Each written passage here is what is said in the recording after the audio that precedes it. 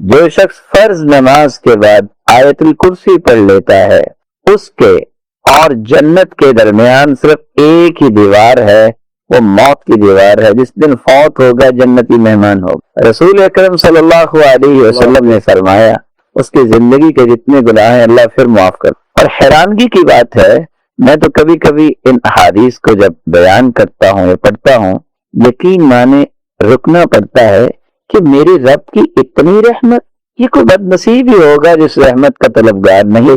چھوٹے سے معاملے پہ اللہ تعالیٰ کا اتنا بڑا انعام۔ آپ سوچ سکتے ہیں 24 گھنٹے کوئی بندہ ضمانت دے سکتا ہے کہ 24 گھنٹے آپ کو چین اور سکون ملے گا؟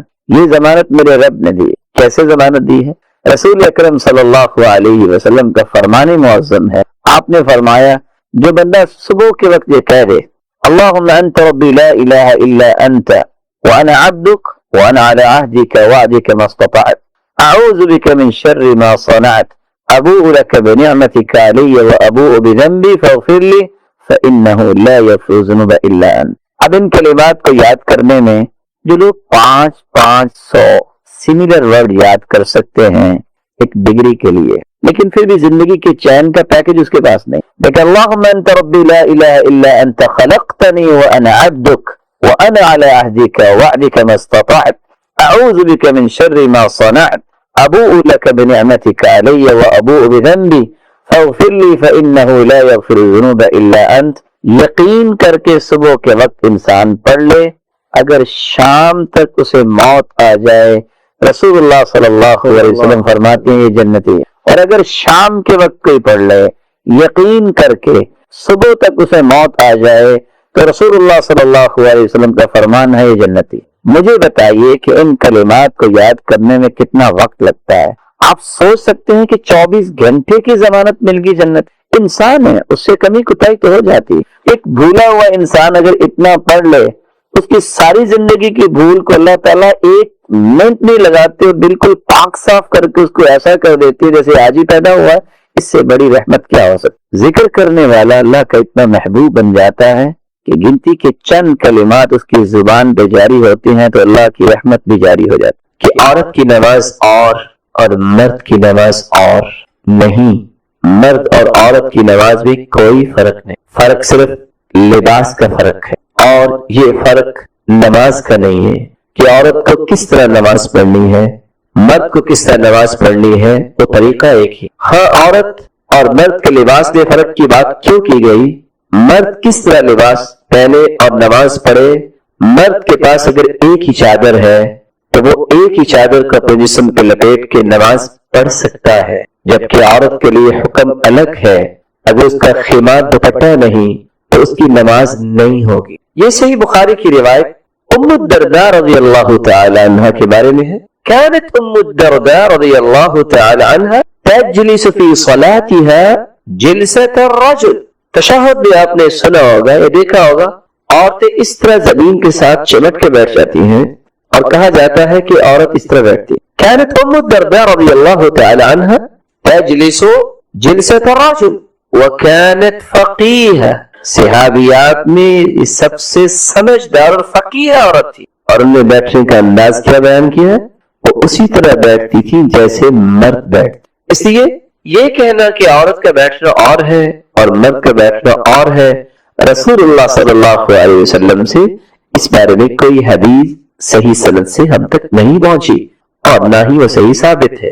رسول اللہ صلی اللہ علیہ وسلم کے تشہد کی کیفیت کو اگر آپ نے 2 رکعتیں ہی پڑھنی ہے تو پھر پہلا تشہد ہی آخری تشہد۔ اگر آپ نے 3 رکعتوں کی نماز پڑھنی ہے جیسے مغرب کی ہے تو پھر پہلے تشہد کی اور کیفیت ہے، دوسرے تشہد میں تورک بھی ہوگا۔ اگر 4 رکعت آپ پڑھنا چاہتے ہیں تو چوتھی رکعت میں جب تشہد بیٹھیں گے تورک ہوگا۔ تورک کیا ہے؟ رسول اللہ صلی اللہ علیہ وسلم تورک کیسے کیا کرتے؟ ابو حمید رضی اللہ تعالی عنہ سے روایت ہے، یہ روایت صحیح بخاری کی 828 نمبر۔ اذا جلس في الركعة الآخرة، آپ جب آخری رکعت میں بیٹھتے، قدم رجله اليسرى ونصب الأخرى وقعد على مقعدته۔ آپ کے بیٹھنے کی کیفیت کیا تھی؟ آپ اپنے بائیں قدم کو تھوڑا سا آگے بڑھاتے، دائیں قدم کو کھڑا کر لے، وقعد على مقعدتی، اور اپنی پشت پر بیٹھ جائے. دوسرا تورک کا طریقہ فإذا كانت الرابعہ، ابو حمید روایت کرتے ہیں، سنن ابی داؤد کی 965 نمبر روایت اور سعید بن حبان کی 1876 نمبر روایت ہے. فإذا كانت الرابعہ افضى بوركه اليسرى الى الارض، آپ صلی اللہ علیہ وسلم اپنے بائیں کولے کو زمین پہ لگا لیتے، وأخرج قدميه من ناحية واحدة، اور دونوں قدموں کو ایک سائڈ سے نکال لیتے. عبداللہ بن زبیر رضی اللہ تعالیٰ عنہ کی تیسری روایت صحیح مسلم کی 579 نمبر روایت ہے. كان رسول اللہ صلی اللہ علیہ وسلم اذا قعد في الصلاة، آپ جب نماز میں بیٹھا کرتے، جعل قدمه اليسرى بين فخذه والساق، آپ اپنے بائیں قدم کو پنڈلی اور اپنی ران کے درمیان کر لیتے، وفرش قدمه اليمنى، اور اپنا دایاں قدم بھی بچھا لیا کر. رسول اللہ صلی اللہ علیہ وسلم سے یہ تینوں طریقے ہم تک پہنچے ہیں. ایک چوتھا طریقہ بھی یہ ہے، جیسے کہ عبداللہ ابن عمر رضی اللہ تعالی عنہ جب وہ پاؤں بچھا لیا کرتے تھے، ان سے کہا کہ آپ ایسا کیوں کرتے ہیں، پاؤں کو کھڑا کیوں نہیں کرتے؟ انہوں نے کہا ان رجلائی لا تحملانی، میری ٹانگیں اور میرا پاؤں میرا وزن نہیں سہ سکتا. اس لیے شریعت کی یہاں بھی خوبصورتی ہے. آپ صلی اللہ علیہ وسلم جب تشہد میں بیٹھتے تو کون سی دعائیں کرتے؟ چونکہ آپ کو یہ دعائیں یاد ہیں، میں صرف صحابی کا نام لے کر اور ریفرنس کے ساتھ صرف دعائیں پیش کی. سیدنا عبداللہ ابن مسعود رضی اللہ تعالی عنہ سے مروی ہے، صحیح بخاری کی 831 نمبر روایت اور صحیح مسلم کی 895 نمبر روایت کہ ہم اللہ کے رسول صلی اللہ علیہ وسلم کے پیچھے نماز پڑھتے تو اللہ کے رسول صلی اللہ علیہ وسلم نے جب ایک صحابی نے کہا السلام علی جبریل و میکائیل السلام علی فلان و فلان، تو اللہ کے رسول صلی اللہ علیہ وسلم نے فرمایا کہ اللہ ہی سلامتی دینے والے ہیں، السلام یہ اس کا نام ہے. جب تم نماز کے اندر بیٹھو تو تم یہ پڑھا کرو التحیات للہ والصلوات والطیبات، السلام علیک ایہا النبی ورحمۃ اللہ وبرکاتہ، السلام علینا وعلی عباد اللہ الصالحین. جب تم یہ کہہ دو گے فإنکم اذا قلتموها، جب تم یہ کہہ دو گے اصابت کل عبد للہ صالح، ہر نیک آدمی کو سلام پہنچ جائے گا. فی السماء والارض، خواہ آسمانوں میں ہو یا زمینوں میں ہو. اشہد ان لا الہ الا اللہ وحدہ لا شریک لہ واشہد ان محمدا عبدہ ورسولہ. پھر آپ یہ پڑھتے اور آگے لفظ کیا حدیث کے ثم یتخیر من المسألۃ ما شاء، پھر جو آپ چاہتے ہیں دعا اس کے بعد پڑھ. کون سی دعا؟ جو حدیث سے ثابت ہوگی. یارو کیا ایک بات کہ آج مسلمان جب قرآن و سنت کی صحیح تعلیمات سے دور ہوتا ہے تو کس طرح فکری وائلنس کا شکار ہوتا ہے. سلام کی 3 قسمیں ہیں، سلام تحیہ، سلام دعا اور سلام متارکہ. سلام تحیہ مسلمان جب مسلمان کو ملتا ہے تو یہ سلام تحیہ ہوتا ہے. فَإِذَا حُيِّيتُم بِتَحِيَّةٍ فَحَيُّوا بِأَحْسَنَ مِنْهَا أَوْ رُدُّوهَا، جب کوئی سلام تحیہ کہے یا تو اسی طرح ہی جواب دو یا اس سے بہتر جواب دو. مثال کے طور پر کسی نے کہا ہے السلام علیکم وعلیکم السلام، السلام علیکم ورحمۃ اللہ وعلیکم السلام ورحمۃ اللہ، السلام علیکم ورحمۃ اللہ وبرکاتہ وعلیکم السلام ورحمۃ اللہ وبرکاتہ. یہ ہے جیسے کہا گیا تم ویسے کہو. فَإِذَا حُيِّيتُم بِتَحِيَّةٍ فَحَيُّوا بِأَحْسَنَ مِنْهَا، اس سے اچھا کہو، اور ردوها، یا اسے لوٹا دو. اچھا کیا ہوگا؟ السلام علیکم ورحمۃ اللہ وبرکاتہ. جواب کیا ہوگا؟ وعلیکم السلام ورحمۃ اللہ وبرکاتہ ومغفرتہ.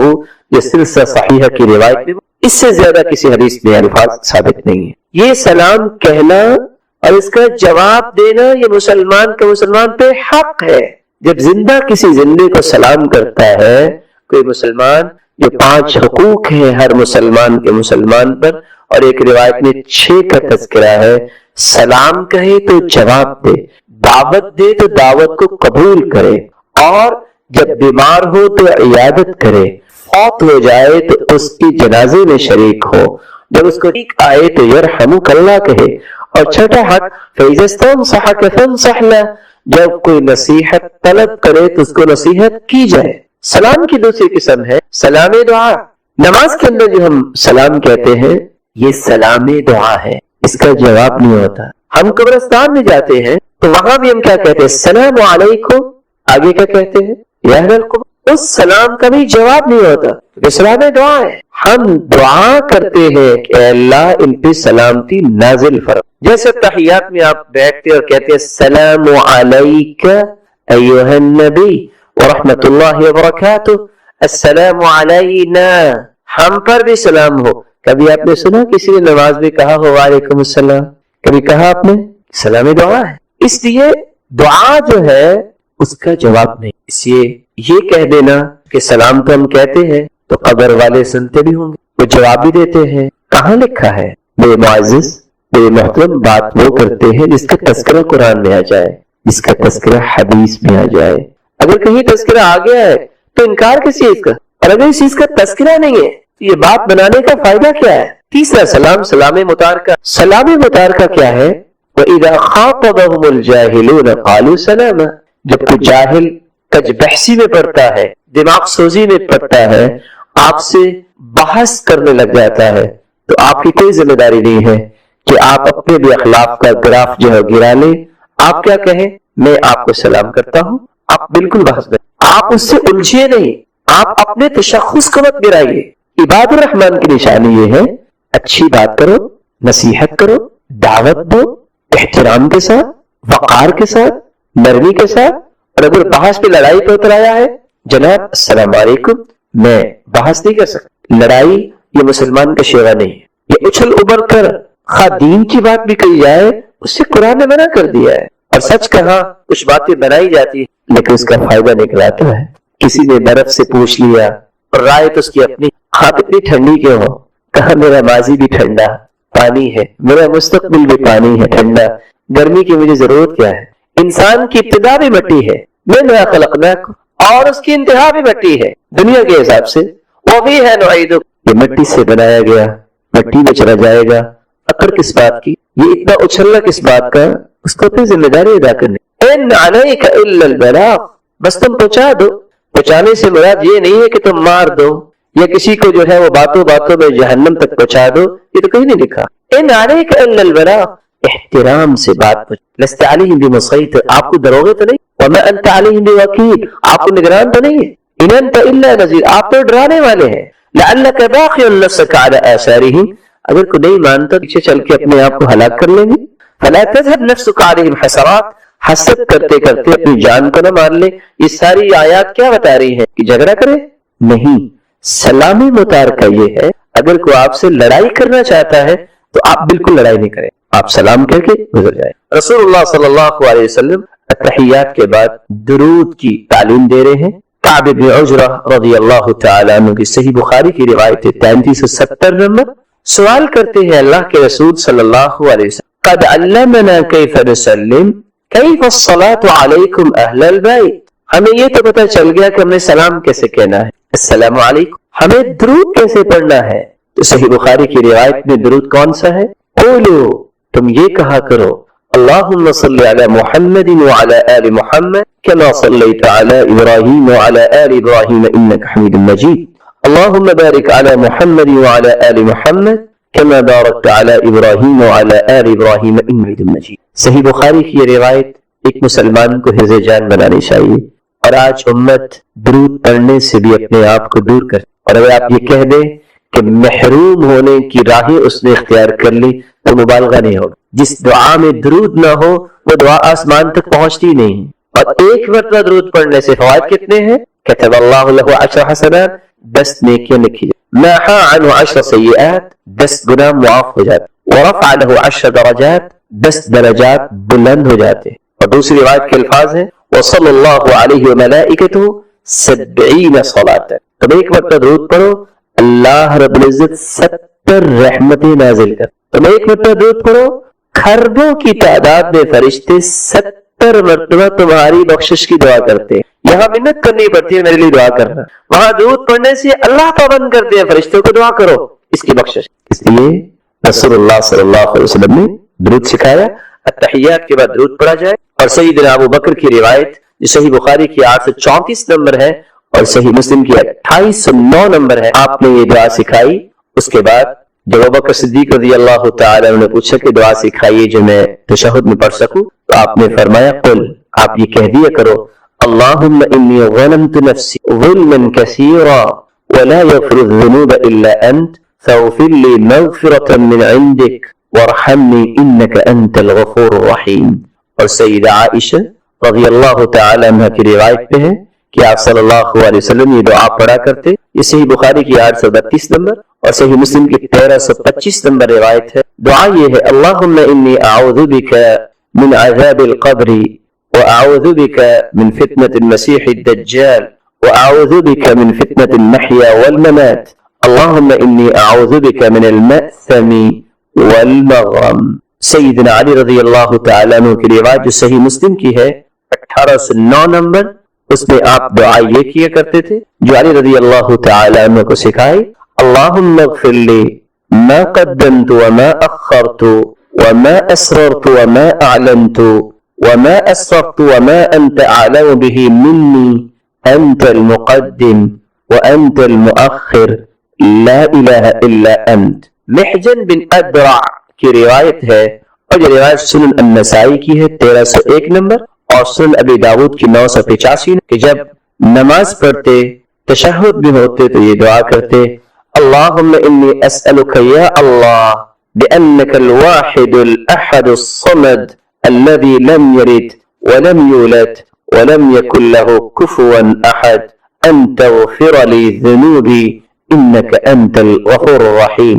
سیدنا انس رضی اللہ تعالی عنہ کی روایت میں جو سنن النسائی کی 1300 نمبر روایت ہے اور سنن ابن ماجہ کی 3858 نمبر روایت ہے کہ آپ صلی اللہ علیہ وسلم نے یہ دعا سکھائی اللہم انی اسألک بأن لک الحمد لا الہ الا انت انت المنان بدیع السماوات والارض یا ذا الجلال والاکرام یا حی یا قیوم انی اسألک، میں اللہ تجھ سے ہی سوال کرتا ہوں۔ اور سیدنا انس رضی اللہ تعالی عنہ سے دوسری روایت میں جو سنن النسائی کی 1299 نمبر روایت ہے اور جامع ترمذی کی 481 نمبر روایت ہے اللہ کے رسول صلی اللہ علیہ وسلم نے ام سلیم کو یہ دعائیں سکھائی، فرمایا سبح اللہ 10 10 مرتبہ سبحان اللہ کہہ دو، واحمدیہ بہ 10 مرتبہ الحمدللہ کہہ دینا، وکبریہ 10 اور 10 مرتبہ اللہ اکبر کہنا، ثم سلیہ حاجتکی، پھر اللہ سے اپنی حاجات کا سوال کر۔ فروہ بن نوفل بیان کرتے ہیں کہ رسول اللہ صلی اللہ علیہ وسلم نے ان کو یہ دعا سکھائی جو سنن النسائی کی 1307 نمبر، سنن ابن ماجہ کی 3839 نمبر روایت ہے اللہم انی اعوذ بک من شر ما عملت ومن شر ما لم اعمل، اے اللہ یہ ایسے عمل کی شر سے بچا جو میں کر بیٹھا اور اس عمل کے شر سے بھی بچا جو میں نے نہیں کیا۔ رسول اللہ صلی اللہ علیہ وسلم کے صحابی سیدنا ابو ہریرہ روایت کرتے ہیں اور یہ روایت سنن ابن ماجہ میں 3847 نمبر اور سنن ابی داود میں 792 نمبر میں ہے۔ اللہ کے رسول صلی اللہ علیہ وسلم نے حکم دیا ایک صحابی کو کہ تم یہ کہا کرو اسأل اللہ الجنہ واعوذ بہ من النار، اے اللہ میں تجھ سے جنت کا سوال کرتا ہوں اور جہنم سے پناہ مانگتا ہوں۔ چونکہ وقت آیا ہے تو میں یہ گزارش کر دوں، آج فتنے بہت ہیں، فتنوں سے بچنے کا جو طریقہ رسول اکرم صلی اللہ علیہ وسلم نے دیا ہے ان طریقوں کو اگر غور سے پڑھا جائے تو اللہ کے ذکر اور قرآن سے بڑھ کے کوئی طریقہ نہیں۔ گھر گھر میں جادو، ٹونا اور نہ جانے کیا کیا نام ہے۔ عقبہ بن عامر رضی اللہ تعالی عنہ کہا کرتے تھے کہ امرنی رسول اللہ صلی اللہ علیہ وسلم ان اقرأ المعوذتین بعد کل صلاح، اللہ کے رسول صلی اللہ علیہ وسلم نے مجھے ہر نماز کے بعد آخری 2 سورتیں پڑھنے کا حکم دیا۔ جو شخص صبح شام کے اذکار کرتا ہے اور پھر ہر نماز کے بعد اذکار، اور اس روایت کی روشنی میں ہر نماز کے بعد آخری 2 سورتیں، اللہ کی رحمت اور اس کے فضل سے نہ اس پہ کبھی جادو ہوگا نہ کبھی ٹونا ہوگا۔ اس لیے آپ ذکر پہ کبھی سودے بازی نہ کیا کریں۔ اور حیرانگی ہوگی آپ کو یہ بات سن کے، امام ابن تیمیہ رحمۃ اللہ علیہ، ہم نماز پڑھتے ہیں نا تو نماز کے بعد حالانکہ نیکی کی غرض ہوتی ہے، محبت بھی ہوتی ہے، ایک دوسرے سے سلام کرتے ہیں کہ چلو جی کوئی معزز آدمی آیا، ان سے کوئی سلام کرنا چاہتے وہ اپنے منہ پہ ہاتھ رکھ لیتے، کیونکہ اس وقت سنت کیا ہے؟ ذکر کرنا، سلام لینا نہیں ہے. اور ساتھ کہتے ہادہ غدوتی، یہ میرا کھانا ہے، اگر میں نے یہ کھانا نہ کھایا تو میں زندہ ہی نہیں رہ سکتا. ذکر کرنے کے بعد پھر ملتے، اور ان کا اخلاق کتنا عالی تھا. اس لیے نماز کے بعد ذکر پہ آپ کبھی کمپرومائز نہ کیا کریں. اور اس کی ایک اور وجہ ہے، صحیح بخاری کی روایت اگر میں ساتھ ملاؤں، جو شخص فرض نماز پڑھتا ہے اور اپنی جگہ پہ بیٹھا رہتا ہے، اپنی جگہ سے کیا مراد ہے؟ میدان فی مصلی، جہاں اس کے قدم ہے، جہاں اس نے سجدہ دیا، یہ جگہ اس کی ہے. اپنی جگہ پہ بیٹھ کے ذکر کرتا ہے، اللہ کے نورانی فرشتے اس کے لیے 3 دعائیں کرتے ہیں. پتہ ہے ان فرشتوں کی تعداد کتنی ہے؟ دوسری صحیح بخاری کی روایت ہے، ان للہ ملائکۃ سیارۃ فضلا، اللہ کے کچھ موبائل فرشتے ہیں جو ہر وقت زمین میں گردش کرتے رہتے ہیں. یبتغون مجالس الذکر، اور وہ اللہ کے ذکر کی مجالس کی تلاش میں ہوتے ہیں. فإذا وجدوا ذلك جلسوا معهم، اگر ان کو کوئی ایسی مجلس مل جائے تو وہ بھی بیٹھ جاتے ہیں. وہ کتنے ہوتے ہیں؟ حتى يملأ ما بين السماء والأرض، زمین اور آسمان کا خلا ان فرشتوں سے بھر جاتا ہے. ایسے کتنے کو ہو سکتے ہیں؟ اس کی تعداد میں اور آپ اندازہ کر سکتے ہیں. جس شخص کے لیے اتنے فرشتے 3 دعائیں کریں، اور دعا کیا ہے؟ اللہم اغفر لہ، اے اللہ اس کو معاف کر دے. اللہم تب علیہ، اے اللہ اس کی توبہ کو قبول فرما لے. اللہم ارحم، اللہم اغفر لہ، اللہم تب علیہ، اللہ اس پہ رحمت کی برکھا برسا دے. جس کو 3 دعائیں خربوں فرشتوں کے مل جائیں، اور یہ بات طے شدہ ہے، فرشتوں کی دعا رد نہیں ہوتی. کائنات میں کوئی ایسا شخص نہیں ہے جو یہ کہہ سکتا ہو کہ میری دعا رد نہیں ہوتی. لیکن فرشتوں کے بارے میں قرآن نے کہہ دیا ہے. کیوں رد نہیں ہوتی فرشتوں کی دعا؟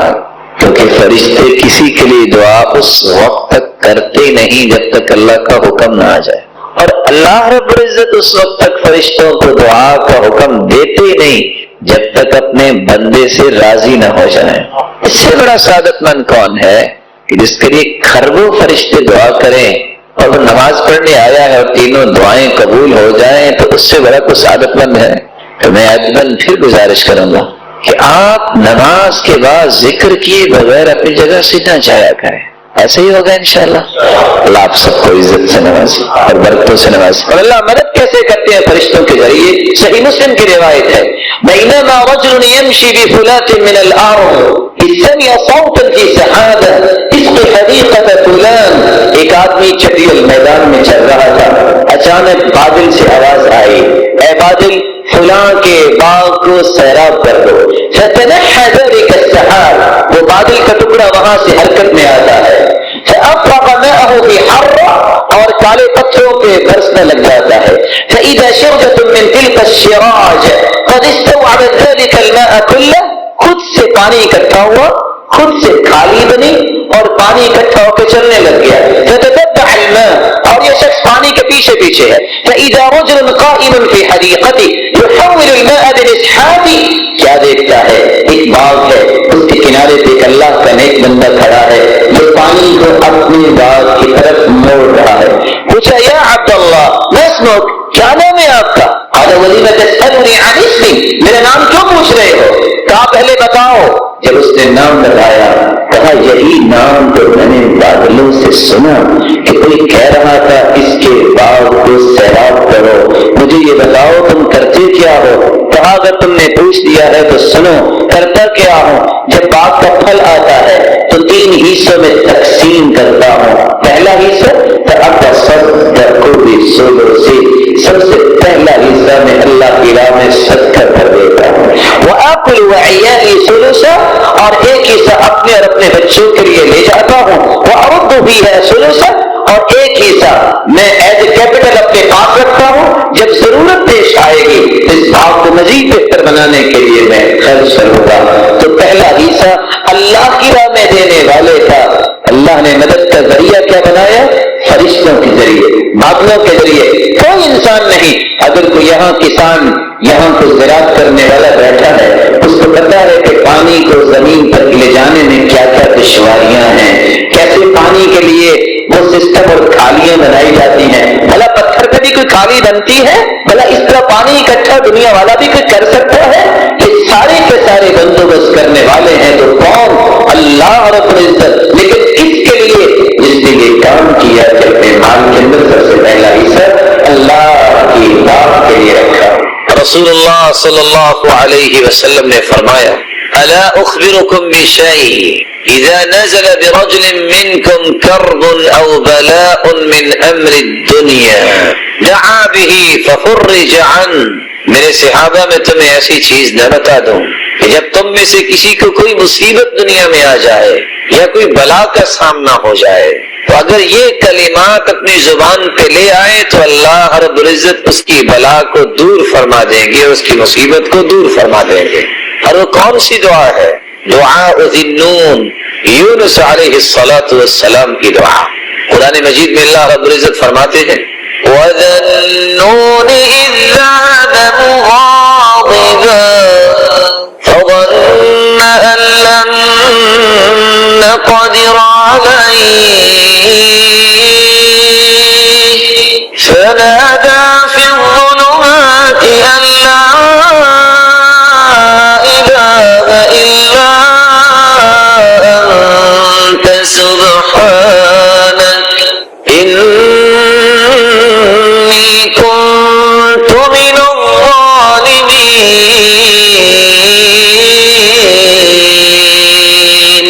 قوم سے ناراض ہو کہ یونس علیہ الصلوۃ والسلام وہاں سے چل دیے. فظن ان لن نقدر علیہ، اور اس کا گمان یہ تھا کہ ہمارے پاس قدرت نہیں ہے، کہ جہاں بھی جائے گا تو ہماری قدرت نہیں ہے.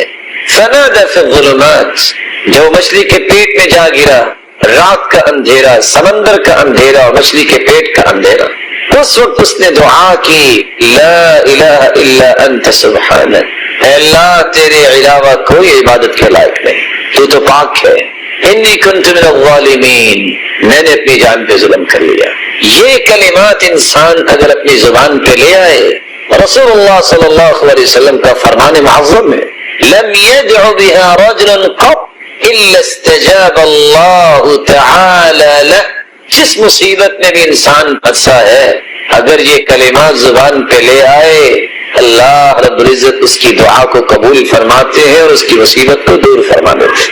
قرآن مجید نے اس بات کو بھی بیان کیا ہے کہ فاسق ذکر الہی کی پرواہ نہیں کرتا.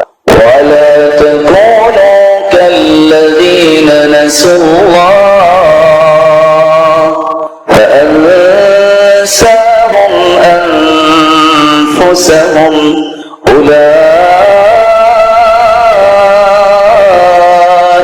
هُمُ الْفَاسِقُونَ. ایسے لوگوں کی طرح نہ ہو جاؤ جنہوں نے اللہ کو بھلا دیا، اللہ نے انہیں بھلا دیا. ان کو اپنا بھی یاد نہیں رہتا کہ میں نے کیا کرنا ہے کیا نہیں کرنا. جو اللہ کے ذکر سے محروم ہے اس سے بڑا محروم کون ہو سکتا ہے. اس لیے میں آپ کی خدمت میں ادب سے گزارش کروں گا.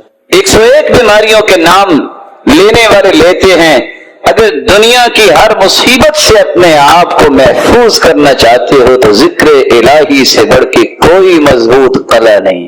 صبح شام کے اذکار کی پابندی کیا، نماز کے بعد گنتی کے 4 سے 5 منٹ، زیادہ نہیں، اللہ کا ذکر کرو. زیادہ سے زیادہ انسان کو یہ ہوتا ہے دکان میرے کسٹمر انتظار کر رہے ہوں گے، دینا پھر بھی کس نے ہے.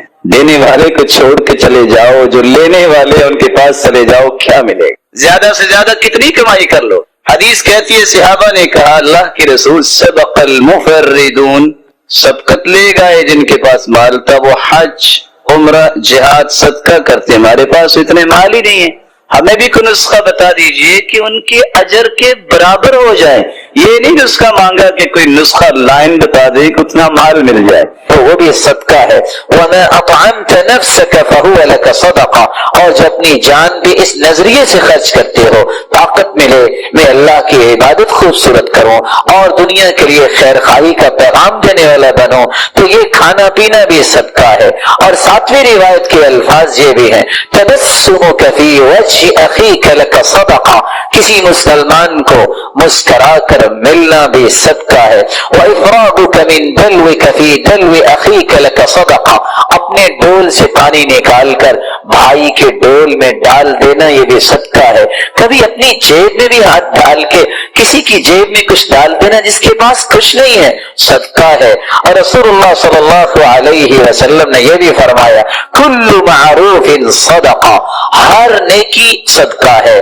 آپ صلی اللہ علیہ وسلم نے یہ بھی فرمایا الضیافۃ ثلاثۃ ایام فما زاد فهو صدقہ، 3 دن مہمان نوازی کرنا تو ضروری ہے، جو اس سے زیادہ آپ کسی مہمان کو کچھ کھلاتے پلاتے ہو وہ صدقہ ہے۔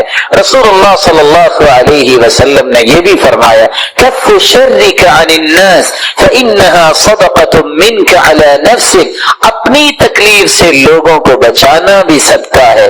ایک ہے لوگوں کی تکلیف، ایک ہے کہ خود بھی کسی کو تکلیف نہ دو، یہ بھی بہت بڑا صدقہ ہے۔ رسول اللہ صلی اللہ علیہ وسلم نے فرمایا تعدل بین الاثنین صدقہ، 2 مسلمانوں کے درمیان صلح کروا دینا، انصاف کی بات کرنا بھی صدقہ ہے۔ تعین الرجل علی دابتہ فیحمل علیہا، کسی شخص کی مدد کرنا اور اس کو اپنی سواری کے ساتھ بٹھا لینا بھی صدقہ ہے۔ او ترفع له علیہا متاعہ صدقہ، کسی کے پاس سامان زیادہ ہے، وہ اپنی سواری پہ سامان نہیں رکھ سکتا، اس کے سامان کو اٹھا کے اس کی مدد کر کے اس کے سامان کو رکھوا دینا یہ بھی صدقہ ہے۔ کل خطوۃ یخطوها الی الصلاۃ صدقہ، نماز کے لیے گھر سے نکلنا ہر اٹھنے والا قدم بھی صدقہ ہے۔ بكل صلاة وصدقة وصيام صدقة وحج صدقة، روزہ رکھنا اور اگر عمرے کی اور حج کی توفیق اللہ دیتا ہے تو یہ بھی صدقہ ہے۔ کل قرض صدقہ، رسول اللہ صلی اللہ علیہ وسلم نے فرمایا کسی کو قرض دینا یہ بھی صدقہ ہے۔ من انظر معسرا فله كل يوم مثله صدقہ، جو شخص کسی کو قرض دیتا ہے پھر مہلت دے دیتا ہے، یہ مہلت دینا بھی صدقہ ہے۔ رسول اللہ صلی اللہ علیہ وسلم نے فرمایا لا من مسلم يزرع زرعا او يغرس غرسا فيأكل منه طير او انسان او بهيمة الا كانت له به صدقہ، تم میں سے کوئی اگر کاشتکاری کرتا ہے، باغبانی کرتا ہے، درخت لگاتا ہے، اس میں سے کوئی انسان کھا لے، کوئی جانور کھا لے، کوئی پرندہ کھا لے، آپ کو تو علم نہیں لیکن وہ بھی آپ کے نام اعمال میں بطور صدقہ لکھا جائے گا۔ رسول اللہ صلی اللہ علیہ وسلم نے فرمایا تسلیمہ علی من لقی صدقہ، جب بھی کسی مسلمان کو کوئی ملے اور اس کو سلام کہے یہ سلام کہنا بھی صدقہ ہے۔ اور آخری صدقہ جو 36واں صدقہ ہم آپ کے سامنے پیش کرنا چاہ رہے ہیں، یہ بہت پیارا صدقہ ہے لیکن آج یہ صدقہ کرنے والے نظر نہیں آتے، اور وہ صدقہ کون سا ہے؟ كان علبة بن زید بن حارثة رجلا من اصحاب النبي صلى الله عليه وسلم، علبة بن زید بن حارثة رضی اللہ تعالی عنہ صحابہ میں سے ایک صحابی تھے۔ وقد حض على الصدقة فلما حض على الصدقة، جب اللہ کے رسول صلی اللہ علیہ وسلم نے صدقے پر ترغیب دلائی صحابہ کو، سب نے صدقہ دیا۔ یہ صحابی آ کے کہتے ہیں یا رسول اللہ صلی اللہ علیہ وسلم انہ لیس عندی ما اتصدق بہ، اللہ کے رسول میرے پاس مال نہیں جس کا میں صدقہ کروں، لیکن میں بھی کچھ صدقہ کرنا چاہتا ہوں۔ فرمایا مال نہیں تو کیسا صدقہ کرنا چاہتے ہو؟ تو صحابی نے کہا انی اتصدق بعرض علی من نالہ من خلق، میں صدقہ اپنی عزت کا کرنا چاہتا ہوں، کوئی میرے ساتھ بدتمیزی کرے، کوئی گالی دے، جو میری عزت کے بارے میں بات کرے میں آج کے بعد غصہ نہیں کروں گا۔ اور دوسری روایت کے الفاظ ہیں وقد تصدقت علیہم بعرضی فمن شتمنی او قذفنی فہو فی حل، جس نے مجھ پہ الزام لگایا، جس نے مجھے گالی دی، میں اپنی عزت کا صدقہ کرتا ہوں، میں نے اسے معاف کر دیا۔ رسول اللہ صلی اللہ علیہ وسلم نے فرمایا میرے صحابی اللہ نے تیرا یہ صدقہ قبول کر لیا ہے اور یہ بہت بڑا صدقہ ہے۔ اور علی رضی اللہ تعالی عنہ کی بات بھی یاد رکھنی چاہیے. وہ کہا کرتے تھے لوگ زکوٰۃ نہیں دیتے. پوچھنے والے نے پوچھا آپ کیسے کہہ رہے ہیں زکوٰۃ نہیں دیتے؟ لوگ تو زکوٰۃ دیتے ہیں. کہتے ہیں لوگ مال کی زکوٰۃ دیتے ہیں، عقل کی زکوٰۃ نہیں دیتے. مال کی زکوٰۃ دیتے ہیں اور عقل کی زکوٰۃ نہیں دیتے، کیا مطلب؟ کہا مال کی زکوٰۃ تو مومن دیتا ہی ہے، عقل کی زکوٰۃ یہ ہے کوئی ایسی بات آپ کو کہے جو آپ کو بری لگے اس کو برداشت کر لینا، یہ عقل کی زکوٰۃ ہے. اس سے عقل تیز ہوتی ہے، عقل میں برکت آتی ہے. ان تمام قسم کے صدقات کو یہ موسم مبارک آ رہا ہے، رمضان المبارک کا موسم ہمیں اختیار کرنا چاہیے. میری اللہ رب العزت سے دعا ہے اللہ تعالیٰ رمضان سے پہلے 3 کام اور رمضان میں ان 7 کاموں کو اچھے طریقے سے سمجھنے اور اس کے مطابق ان مبارک لمحات کو گزارنے کی توفیق عطا فرمائے. دعا کیجیے جتنے یہ بات سن رہے ہیں تو اللہ ان سب کو رحمتوں، راحتوں، عزتوں اور برکتوں سے نواز دے. مولا کریم اگر کوئی بیمار ہے تو ان کی بیماریوں کو شفاؤں میں تبدیل فرما دے. مولا کریم جو صاحب اولاد ہے تو ان کی اولاد کو نیک بنا، دست و بازو بنا، آنکھوں کی ٹھنڈک بنا اور صدقہ جاریہ بنا. الہ العالمین اگر کوئی اولاد کی نعمت سے محروم ہے تو ان کی جھولیوں کو بارونق بنا دے. مولا کریم اگر کوئی صاحب مال ہے تو ان کے مال میں برکت فرما دے اور ان کو فتنوں اور آزمائشوں سے بچا اور ان کو حاسدوں کے حسد اور شریروں کی شرارت سے بچا. الہ العالمین مقروض کے غیبی خزانوں میں سے مدد فرما اور جو بے روزگار ہیں اے اللہ تو ان کو بھی تونگر بنا دے. الہ العالمین ہمیں ایمان کی حالت میں رمضان کی نعمت نصیب فرما اور پھر رمضان المبارک کی رونقیں اور برکتیں حاصل کرنے کی بھی توفیق عطا فرما. الہ العالمین جب تک رکھنا ایمان سے رکھنا، جو بلانا تو ایمان کی خوبصورت کیفیت میں بلانا. جس طرح آج تیرے دین کے لیے ہم جمع ہیں اے اللہ ہم سب کو جنت الفردوس میں جمع فرما. مولا کریم اپنے محبوب کی رفاقت نصیب فرما. الہ العالمین اپنے دیدار کا مستحق بنا. وآخر دعوانا ان الحمد للہ رب العالمین. اللہ کی دین کی دعوت اور لوگوں تک پہنچانے کے لیے اس ویڈیو کو ضرور لائک، شیئر، کمنٹ اور سبسکرائب کریں.